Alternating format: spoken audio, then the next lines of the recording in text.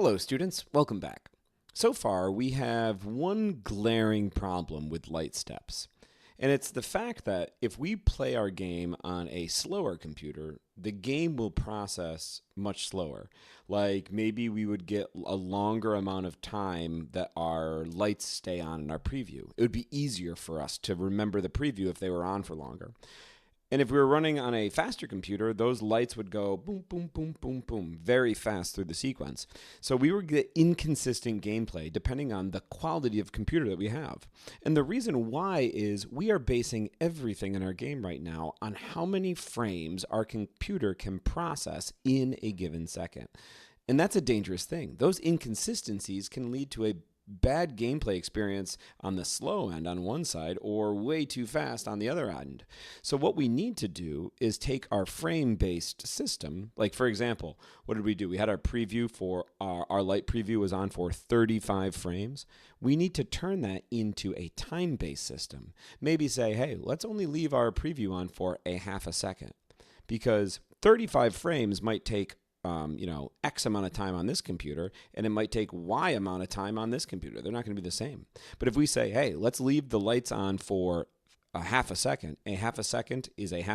It is a half a second, no matter what kind of computer we are on. And once we switch to a time-based system and we have a measurement of time, that'll give us the urge to create a difficulty ramp, something that will control how our game increases in difficulty as we play our game longer and longer and longer. So the longer we play our game, the more challenging it should get. And we don't want that difficulty to spike. We want it to just be a smooth increase in our difficulty.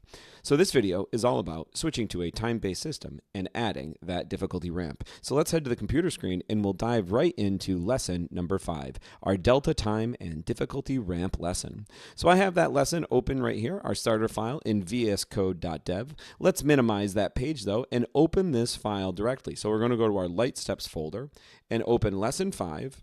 Lesson 5 starter. All right, so let's see what we've got so far in our time-based. Whoa, where did my... Okay, and my movement is completely broken. I can't move at all. I can't jump at all. And you guys saw that, right? Like something flashed super quick. It was like blah, blah, blah, super fast. So it seems like systems are broken. My movement system is broken. The sequence system is definitely broken. I don't know what was going on. And it's probably because we are transitioning from a frame-based system to a time-based system. So all of these systems we had in place, like our player movement, our sequence, they are broken right now because they are trying to rely on the old frame-based system. So let's head over to our code and let's see how we can fix this. Mission number 1 says we are going to add the delta time variable and clamp it. Okay, so let's go to mission 1. Let's see what this is all about. What is this delta time variable? So mission number 1 in our search bar, I'll hit down to go to where we see it. So mission number 1 is in our draw event. Now this is our P5 function. Remember, this runs every single frame of our game. Now, delta time is a built-in variable that is going to give us the number of milliseconds that have elapsed since the last frame was processed. So we know that this function runs every single frame. Delta time is like a timer. We start the frame and boom, we start the timer, and when this function finishes and it starts again the next time, we stop the timer and we get how long that whole process took. And that's what delta time is in milliseconds. But I don't like milliseconds and our program doesn't like milliseconds. So we're going to try to convert it to seconds. And to do that, we're going to make our own version of the variable called dt, just shorthand for delta time. So the way we can convert milliseconds to seconds is take delta time, which is measured in milliseconds, and we'll divide it by 1,000 because there's 1,000 milliseconds in a second. There is just one small problem here. Delta time could get extremely big, and then it would make dt very, very big. And if we let that get big and we're using this to control some gameplay functions, things could just get a little weird, a little wacky. For example, if I'm playing my game here and then I move off of the tab, DT is still running. So maybe I'm away for like, 30 seconds. When I come back over here, this is going to be 30. That's huge. It's way too big for our game. So what we're going to do is we are going to set the highest possible value we want dt to be. And the way we do that is with the min function. So we're going to pass in two numbers here. I'm going to pass in 0.033, and I'll pass in delta time divided by 1,000. And what the min function is going to do, it's going to look at this number, it's going to look at this number, and it is going to pick the smaller of the two. So if delta time were like 5,000 milliseconds, well, 5,000 divided by 1,000 gives me 5 seconds. I was away from my game for 5 seconds. So now the min function is going to say, you know what, for dt, pick the smaller, 0.033 or 5. It's going to pick 0.033, and that's going to guarantee that this is our maximum value that we will use for our delta time variable, the amount of time that it took to process one given frame. All right, now that we have access to this time, we can use it.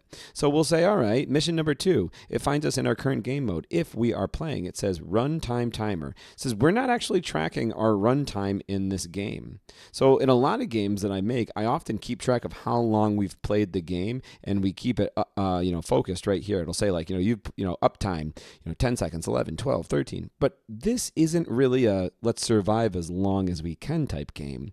This is let's survive as many patterns in the sequence as we can type game. So I don't have to keep track of our runtime, but what I do need to do is make sure that I pass our understanding of how much time has elapsed in a given frame into our update functions that need it. So right now we have 3 update functions. We are going to update our ramp values, which is something new for this video. We are going to update our sequence preview, and we are going to update our player. Let's go see if those two functions need that time interval. So I'm just going to scroll down to where we have those. So there's reset player, there's update ramp values. We got some work we'll do in there when we talk about our difficulty ramp. But then here we are in update player. When we update our player, we got to pass in that time interval because we're going to use that time interval in our update player physics and our check platform landings. So that's good. We need that. All right. And then let's see.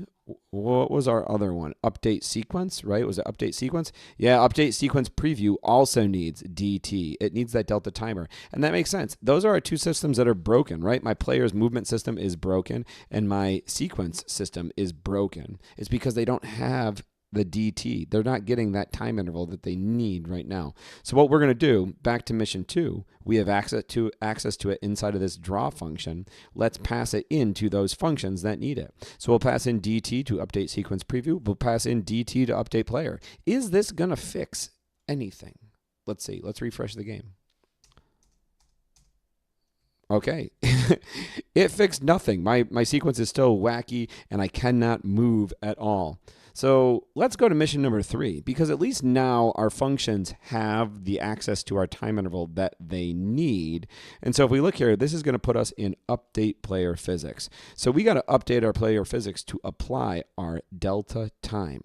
Now, in order to do this, I think it would be helpful to understand some basic relationships between things like position, velocity, acceleration, and time. So I'm just going to grab a whiteboard right here, and we are going to just write out a couple of well-known physics relationships here that I think are going to help us. So let me say, I want to minimize this. So yeah, this is good. This is good enough.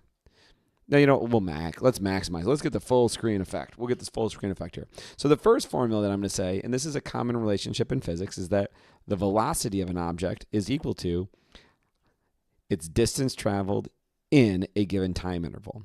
So if we look here, if I multiply both sides by time, I'll multiply this side by time and this side by time, the time will cancel over here, and I get the distance traveled by an object is its velocity times its time interval. So we got to make sure that we take our time interval and we multiply it by our velocity, okay? So to figure out how far we move, our like position, maybe this is like player.x, we would take and set the player's x velocity, vx, and multiply by some time.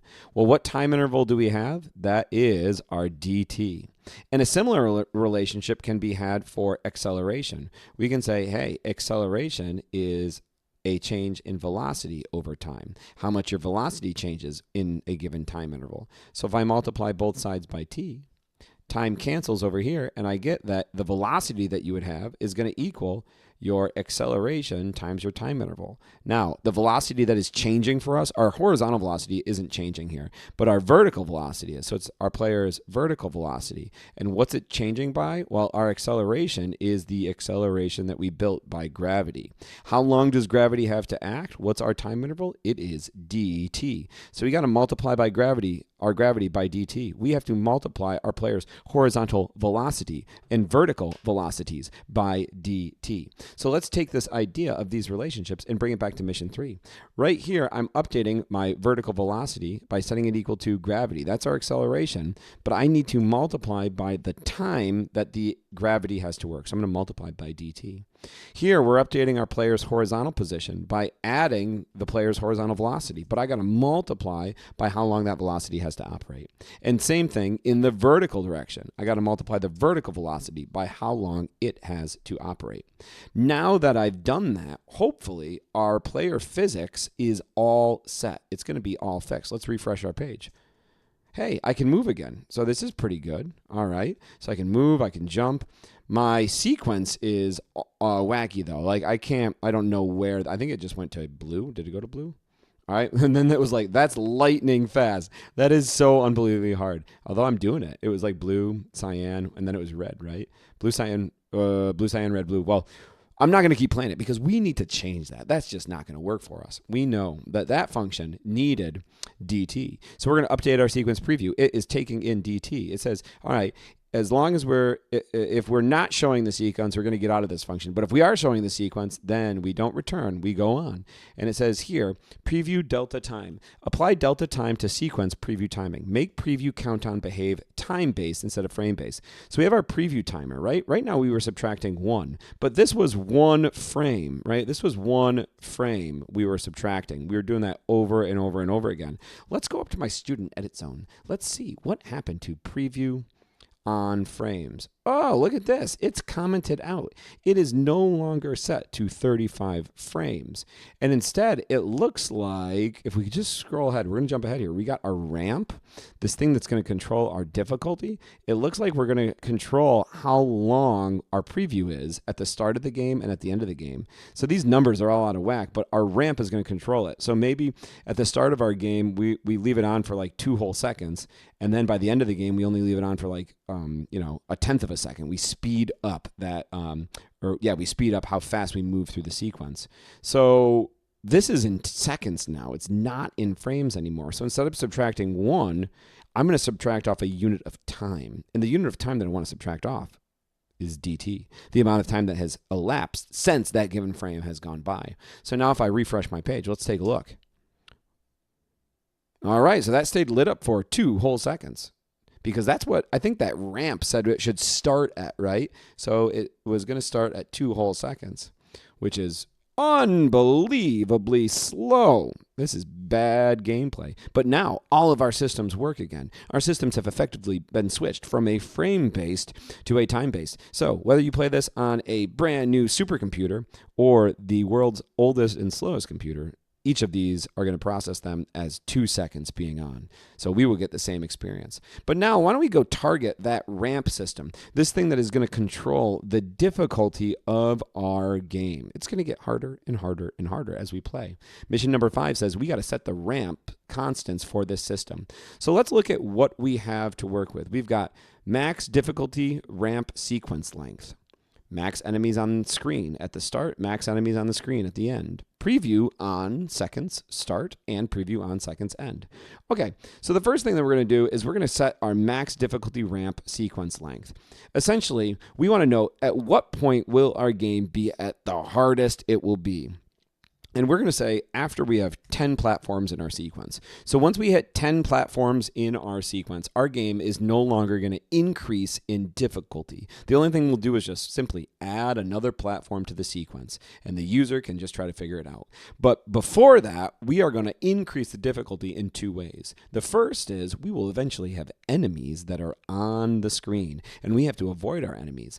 At the start of our game, let's say we want 0 enemies, and by the end of our game, when we are at our maximum difficulty, when we have 10 platforms in our sequence, I want 6 enemies on the screen. And I want 6 enemies because there's going to be 1, 2, 3, 4, 5, 6. I'm going to have 6 enemies, one on each platform that I have to avoid and not collide with.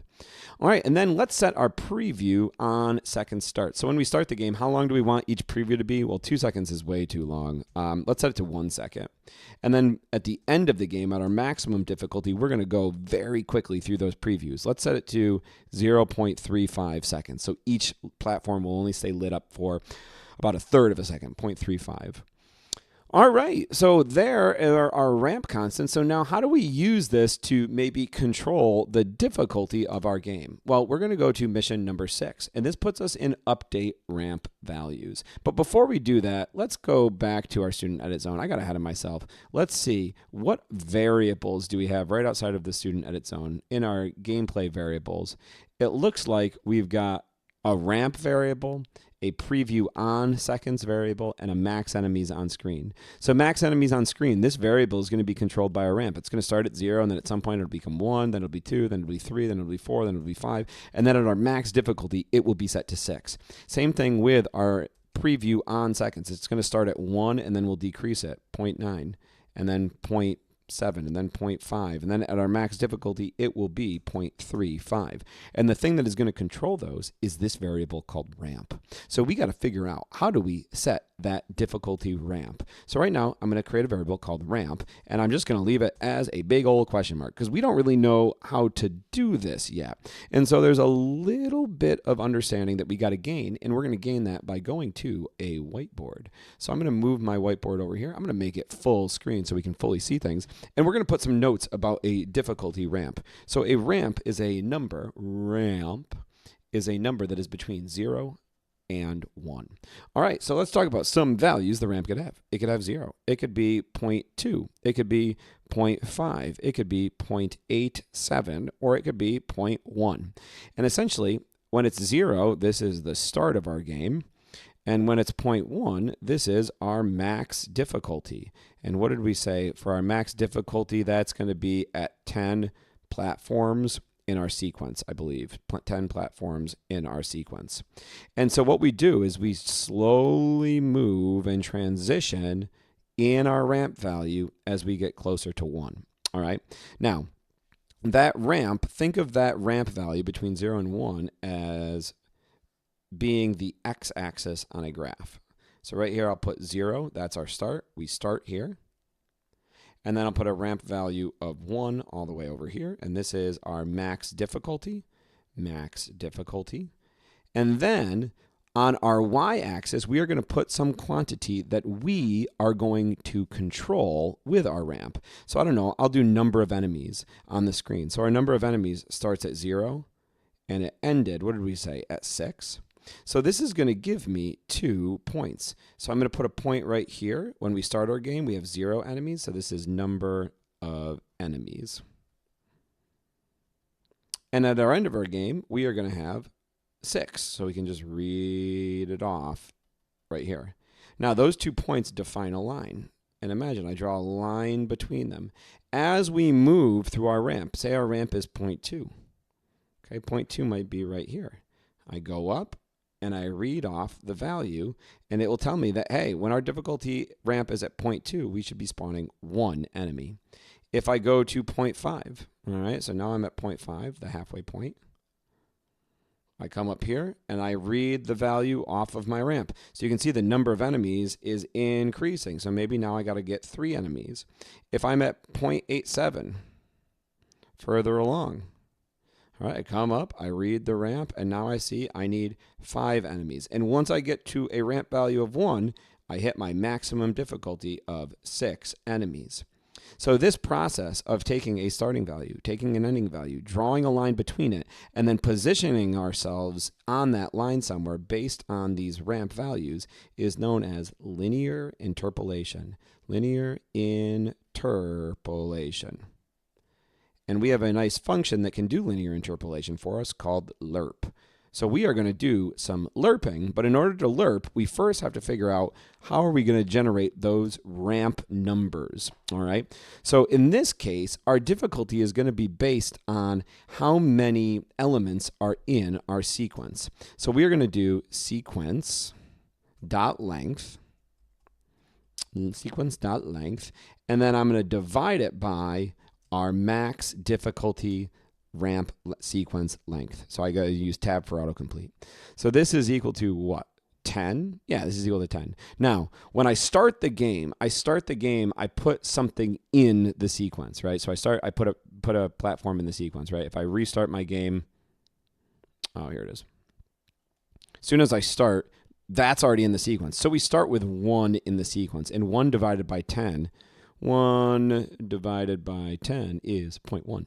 Okay, it's not 0, but our ramp should, if we look here, our ramp should start at a value of 0. Ramps should start at 0. So what we're going to do is we're going to take that length and we're going to subtract 1 from it. So now when I start, my length is 1, minus 1 gives me 0. 0 divided by 10 says my ramp is equal to 0. Awesome. That's perfect. And so then we'll keep going until we have a length of 11. We just completed our 10th item, so now we have 11 items. 11 minus 1 is 10, divided by our max difficulty of 10 gives me a ramp value of 1.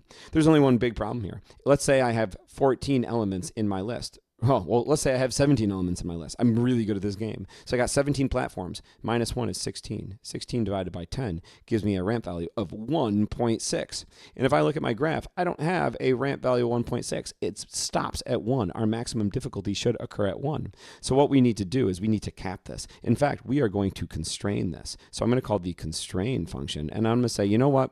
Let's constrain this value right here. And we are going to set its lowest possible value to be 0. Can't go below 0. And our highest possible value is going to be 1. We cannot go above 1. And with that, our ramp is set. So we need to figure out, what is our ramp going to control? Well, if we look, our ramp is controlling max enemies on screen through the process of linear interpolation. The lerp function takes 3 pieces of information. It takes a starting value. Max enemies on screen starts at 0. An ending value of 6. That is these numbers right here, 0 and 6. And then it takes where you are at on the x-axis for your ramp. And we're going to pass that in right there. That is a decimal that is dependent upon how many items are currently in our sequence divided by our max difficulty. All right, so that works for max enemy on screen. We got to now do the same thing for our preview time. So I think we had a variable in our ramp system called preview on seconds. Preview on seconds, tab for autocomplete. We're going to set it equal to the lerp function. And in here, we're going to put our starting value. That is our constant. We set it in our ramp constant, preview on seconds, and it's the second one here, start. And then we'll pass in preview on seconds end. So when we start, we're going to start at 1 second. By the end of our game at maximum difficulty, we'll be at 0.35 seconds. How do we determine where we are at in this range? Well, we simply look at our ramp value, that number between 0 and 1. Awesome. So now we have 2 things that our ramp is controlling for difficulty as we add more and more and more platforms that we have to remember. So if I look here, all right, they should be getting faster. Of course, it's hard to tell. And, you know, we would be maybe spawning enemies at some point. Of course, we don't have the enemy system in place yet. That's probably something we'll add in our next video. So how do we know this ramp system is even working? Like, there's got to be a way to be able to tell. I do think it's definitely moving faster. So mission number 8 is going to give us a nice little debug here. It says mission number 8 puts us in our draw HUD. And it says we got to draw the ramp readout to show progression clearly in the HUD. So if you look right below, there's a new function that we've added here called draw ramp readout, where we show everything about the ramp. We show the ramp's percentage, the preview time, so how long we're going to be on for, and the max number of enemies that we would have on the screen at this point. So let's actually call this debugging function to help us understand if our ramp is working. So right here, we're just going to call draw ramp readout, parentheses to call it, semicolon for good JavaScript. And now that we have that there, we should see that debug right here. Perfect. So if we look, right now our ramp is at 90%. That doesn't seem right. Why is our ramp at 90%? Something's wrong here. So our ramp is at 0. Our ramp is at 90. I'm going to pause the video. I got to debug this for one quick second. I think I found it, and I am unbelievably embarrassed. All right. If we go back to mission number 6, I apologize here. If we look at what we're doing in this math, okay, so I'm constraining this value. Now, what I wanted to do was take the length, subtract 1, and then divide by our maximum difficulty. But that is not what I was doing, okay? If we look, order of operations is going to do this division first and then do the subtraction. In order to fix that, I need to put this subtraction in its own set of parentheses. I missed that. I forgot my order of operation PEMDAS. So now we will do our subtraction first, and then when we divide, we'll divide by this value. That should fix our ramp issue. So let's test this now in our entirety. All right, so our ramp is currently at 0%. All right, we've got perfect. So now our ramp is up to 10%. Because remember, we only got what? Our max difficulty is going to be at 10 platforms. So each platform we add, our ramp should increase by 10%.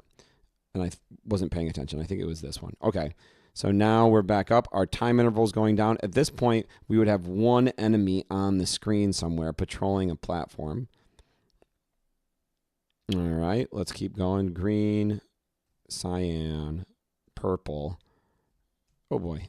I got to make these jumps. Green. All right, now we get 2 enemies on the screen, and our time interval for our preview is going down.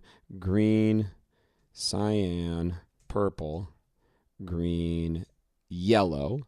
All right, green, cyan, purple, green, yellow, purple. All right, so it's moving faster now. Green, cyan, purple, green, yellow, and I think the last one was purple. Yep. Okay, so now it's going to go even faster. We should have 3 enemies on the screen. So this looks like it's working really good. And it's getting harder to focus on the game because things are moving faster, and I'm also trying to talk. I think we're going purple and then blue. All right, and so now we're moving. Yeah, look, we're moving at like half a second. So I'm not even going to try to keep this up. But we're at our 8th step in the sequence, and our ramp is at 70%. So that's exactly what we would hope that it would be.